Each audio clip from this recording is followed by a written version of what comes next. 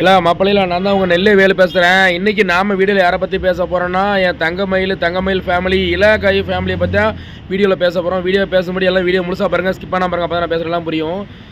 நண்பர்களே பார்த்தீங்கன்னா, அண்ணே இந்த நம்ம இலக்காயு அண்ணே இளவரச அண்ணே உங்களுக்கு தான் தம்பி உங்கள் கூட பார்த்தோன்னா சொல்லுவேன், நண்பனாக சொல்கிறேன்.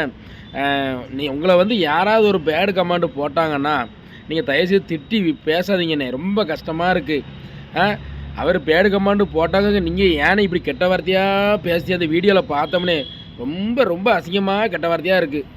தங்கச்சி பார்த்தா உங்களுக்கு தப்பாக நினைக்குமா இல்லையா?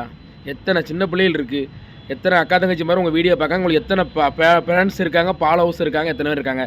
நீங்கள் அதனால் இந்த மாதிரி கெட்ட வார்த்தை பேசி உங்களை நீங்களே மதிப்பை குறைச்சிக்காதீங்கண்ணே. உங்களுக்கு ஒரு மதிப்பு இருக்குது, உங்களுக்கு ஒரு கெத்து இருக்குண்ணே. சரியா? இலக்காய் ஃபேமிலியில் எனக்கு தெரியாத ஆளே கிடையாது, அவ்வளோ தூரம் நீங்கள் வளர்ந்துருக்கீங்க.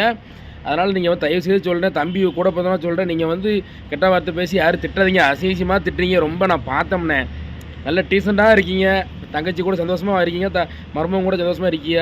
அதே மாதிரி சந்தோஷமாக எப்போ இருங்க. யாரையும் திட்டி அசிங்கமாக வீடியோ போடாதீங்க. உங்களை வீடியோ போட்டால் போட்டு போய்கிட்டே இருக்கான், அந்த காதில் இந்த காதில் விட்டுருங்க, அவ்வளோதான். பேசுனா பேச்சு போகிறானுவோ, நீங்கள் யாரையும் அசிங்கமாக பேசாதீங்க. இது என்னோட ஒரு சின்ன ஒரு கருத்து. எதுவும் தப்பாக இருந்தால் மன்னிச்சிக்கோங்க இலக்காய் அண்ணே, தவறாக பேசாதீங்க. சரி, ரைட் நண்பரே, உங்களுக்கு வீடியோ பிடிச்சா லைக் பண்ணுங்கள், கமெண்ட் பண்ணுங்கள், ஷேர் பண்ணுங்கள். மறக்காமல் நம்ம நெல்லை வேலை சோசியல் மீடியா யூடியூப் சேனலை சப்ஸ்கிரைப் பண்ணி பெல்லை அமைக்கிருங்க. நன்றி, வணக்கம் நண்பர்களே.